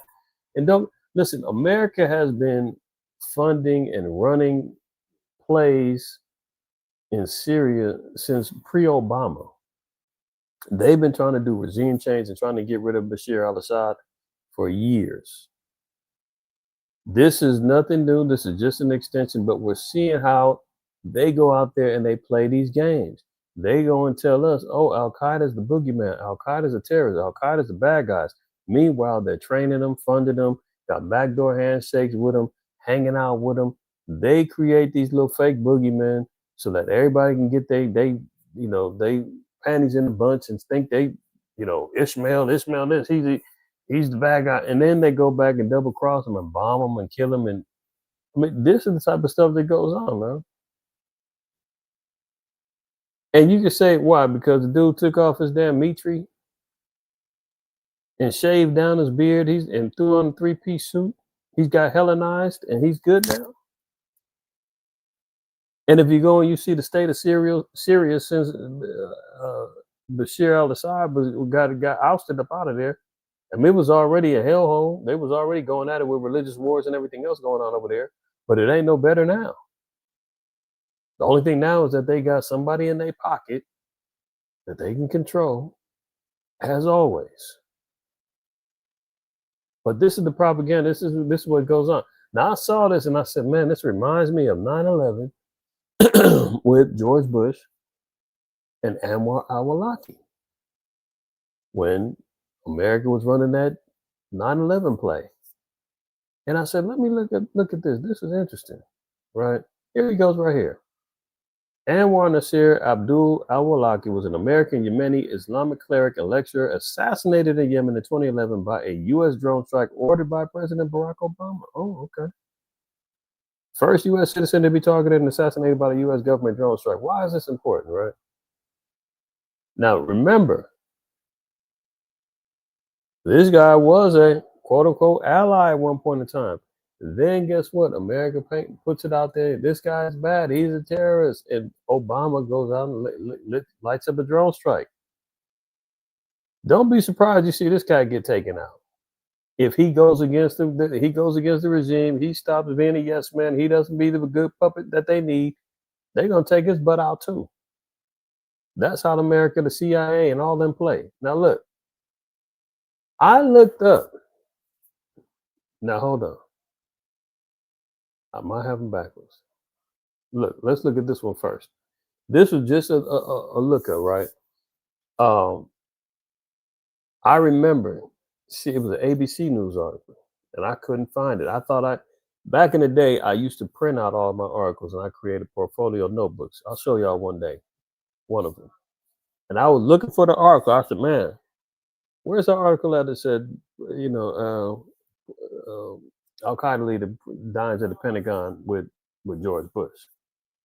I couldn't find it in my hard copies and stuff. So I said, let me look it up. Let me just try to find out, reference it, because this meeting with the quote unquote ex Al-Qaeda leader in Syria, meeting with Bush. Meeting with Trump reminds me of Bush. I look it up, right? George Bush ate with Al-Qaeda leader after 9/11. This is what I put in the search. Look what AI immediately says. The claim that President George W. Bush ate with an Al-Qaeda leader after September 11 attacks is false. After the attacks, Bush launched the global war on terror with the explicit goal of dismantling Al-Qaeda, capturing or killing its leaders, and removing the Taliban regime that harbored them in Afghanistan. AI told me that was a lie. That never happened. Bush never had ate with the Al-Qaeda leader after September 11, man. That's a lie. I said, this is bullshit. I said, man, they must have wiped the internet of that particular story and article, man. Esau's trying to rewrite history. This is a new renaissance. I looked it up a few different ways, I couldn't find it. I said, oh man, they messed around and wiped this out. Look at this. No meetings or meals. Historical records and official documents show no evidence of President Bush meeting or dining with any Al-Qaeda leader. Such an action would be in direct contradiction to the administration's stated goals and actions in the war on terror. This is why you got to be careful what you're looking up with AI. Do not always trust the mouth of the beast, man. Because, look, I had to switch my search. I said his name. Anwar al-Awlaki dined at the Pentagon. Now look what they say. Yes, radical cleric Anwar al-Awlaki attended a luncheon at the Pentagon in the months following September 11, 2001. What did it just say before? Never happened. It's false. No meetings or meals ever took place. This is what I'm saying. Be careful with what you accept as true with this damn internet, man, because they are attempting through AI to erase history, to erase facts. You have to be more specific on what you ask and how you ask it, because they will lead you on the path of lies and destruction and the rabbit hole of bullshit. You understand? So I had to switch it up. I said, oh, no, let's try this. Anwar Awalaki down to the Pentagon. Now they say, oh, yes. Oh, yeah. Oh, yeah, yeah. Well, you should have said that, man, in the first time. Like, come on. At the time, Awalaki was an American-born imam who condemned the 9/11 attacks and was seen by many, including U.S. government officials, as a moderate Muslim leader who could help with community outreach efforts. Oh, really? They thought he was going to be an ally, an asset.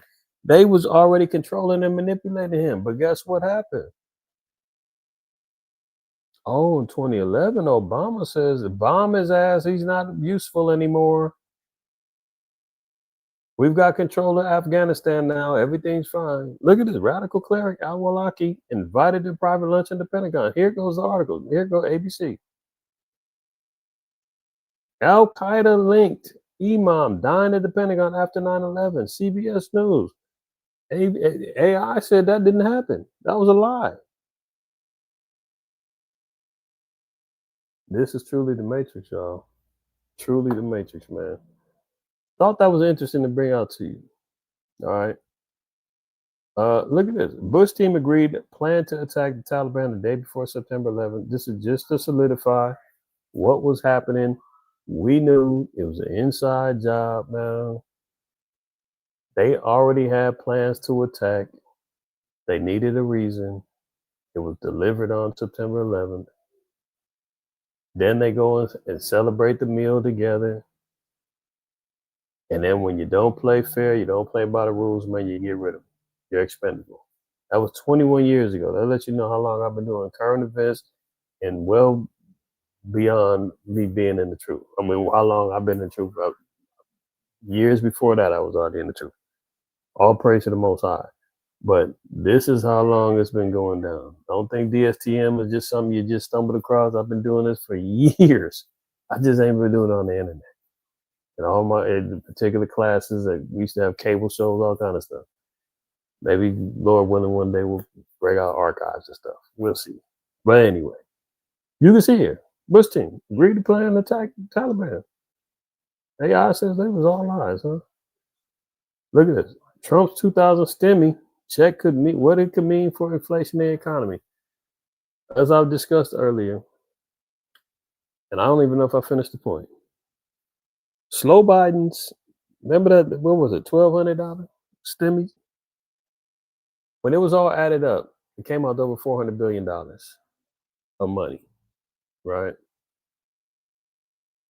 By the end of the year, the tariff amount of money that Trump expects to collect is going to be around 300 billion, somewhere around there, right? So off the top, if a $1,200 stimulus check for every quote unquote qualified American came out to 400 billion, and this year you're collecting tariff money that is less than that amount, how are you going to send out $2,000? He says minimum $2,000 to everybody. How are you going to get that? Where's that money coming from? You don't have enough. That's number one. Then he said he's going to pay a minimum of $2,000 to every qualifying adult, and then with the leftover money, he's going to significantly pay down the debt. There ain't no money to pay, but there's nothing left over. You don't even got enough to pay the stimulus. That's number one lie. Number two is that he can say this is going to go down, but it's got to pass through Congress. Now, based upon what we just went through with this government shutdown, you think Congress is going to sign off on it? Or you think they're going to strong arm it and say, no, this is just another thing that we're going to have to put on the table and fight over and say, nope, we ain't doing it. So again, you're dealing with the shutdown. The budget that passed through for the shutdown, that's going to be good until the end of January, I believe. And then come February, they got to have a new quarterly budget. Now imagine he's going to bring this to the table and say, "Hey, that tariff money, I want 2,000 going out to every American." They're going to say, "Hell no. We $38 trillion in debt. We ain't doing it." And then we're going to be stuck in the mud again. Now, even if that doesn't happen, he's going to come up short. $300+ billion. You need probably shit. I don't know. You're talking $2,000 per person. If 1,200 was 400 billion, 2,000, you're probably talking about. He's probably gonna need $600 billion just to pay the $2,000 stimulus. I'm just guessing at that rate, and he ain't got it. But you know how they gonna get it? Money printing. Now he's making these guarantees. He burned out Truth Social, said it's a guarantee. He's getting that money out there. They're gonna have to roll out the money printers. They're gonna have to start bailing out these companies that with all these stock markets crashing. He's got investments in the U.S. Digital dollar and all that. He's gonna have to bail out all these places. You're gonna have to print out that money to get these stimulus checks. That means inflation is gonna go crazy. Cost of living and prices of food and essentials is gonna go up. Next year is gonna be a living hell if it hasn't been already for you, and for me, it's gonna be even worse because if this little stimulus money comes out, and I know everybody's saying, "I don't give a damn, give me my money." Listen, $2,000 ain't gonna be $2,000 next year. If this goes down, the inflation, $2,000 is probably gonna be like $1,800, and then the cost of living, $1,800 is gonna go by like that. You know, you're gonna spend that immediately. By the time that comes around, and you're looking at your credit card debt, you're gonna be back. You're gonna be behind late payment for your credit card and whatever else. Our people out here financing groceries and everything. The debt is gonna be ready to swallow that up immediately. That ain't gonna be money you can invest in and you can splurge on and stimulate the economy. No. Notice he said that the leftovers of the tariff money is going to use to pay down debt. That's exactly what everybody $2,000 is going to be, is to pay down debt. It's not going to be used to stimulate the economy and influence buying again and consumer confidence again, like the slow Biden's little thing was. He's acting like, "Hey, I told you the tariffs are gonna pay off, man. I'm breaking off everybody because we all made this big score." There ain't no damn big score. It's doom, right? Look at it. Trump's proposal to send every lower and middle income American a tariff-funded check for $2,000 has sparked debate among some economists. Those who spoke with Newsweek warned that the revenues from Trump's duties may prove insufficient to finance this spending package, and that such a significant outlay could prove inflationary while undermining efforts to pare down the U.S.'s debt. Kenneth Rogoff, a professor of economics at Harvard University and former chief economist at the International Monetary Fund, said the $2,000 checks would, quote, "of course, push up inflation, comparing the effects to those of the COVID era stimulus pack." All right. So don't get your hopes up, man. Remember, a gift destroyeth the heart. When he speaketh fair, believe him not. All that good stuff, man. Because all the glitters ain't gold. All the glitters ain't gold. Now he said, "Hey, your financial woes is all imaginary, man. It's a con job by the Democrats." Meanwhile, Verizon's laying off and cutting 15,000 jobs before Thanksgiving. I guess that's fake too. All these businesses cutting jobs, laying off. Nobody's hiring. The job unemployment rate is at an all-time high. That's all fake too, right? Verizon cutting 15,000 jobs. Mutant meat enters Canada's food supply. Shalak, I know you're gonna like this one. And shocked Americans get a nasty surprise. Clone meat will soon enter Canadian grocery stores without safety reviews or labeling, whereas some Americans have been eating it all along. Health officials recently scrapped a 22-year-old policy that classified cloned meat as novel foods, removing pre-market safety assessments and allowing these products to be sold with no disclosure.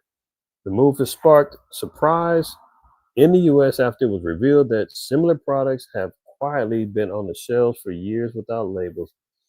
Yeah, I've talked about this probably 9, 10 years ago. How the labeling of the clone meat and the lab grown meat was already approved by the FDA, that they didn't have to label it. I mean, Ezekiel, the 4th chapter says, man, we're going to eat our defiled meat and defiled bread in the land of our captivity, roughly paraphrasing, man. That's why it's important, man, that in Mark 16, Yahweh said we're going to drink poison and live. Abide by the law, statutes, and commandments in regards to the dietary laws is the best that we can do, outside of the fact of, just abiding by the things that we know as lawful and right. We, keep those things and commit ourselves to those things. Because our enemy, man, he's working hard on poisoning us. He's working hard on trying to defile us. Do your best at reading your labels and all that. But now we're even seeing here, he doesn't even have to label everything that he's putting in the foods, man. This is why he needs to be dethroned. He needs to be removed. I mean, it's unbelievable. So Canada's getting ready to get the mutant meat, man. They getting ready to, lay it on the table. It's already been here. It's all bad, y'all. All bad, man. No other way to say it, man. But with that being said, man, another episode in the books, man. All praise, honor, and glory to the Most High, Yahweh, man. Prayerfully, y'all have a blessed new moon. Enjoy your holy day, man. Your ceremonial day through the Spirit of the Lord. I'm gonna go ahead and get on out of here, man. Lord willing, see y'all this Shabbat with either another DSTM, or I'll be continuing the B system, the marking of the B system, and the digital ID. See how the Spirit plays out with that. But until then, shalom.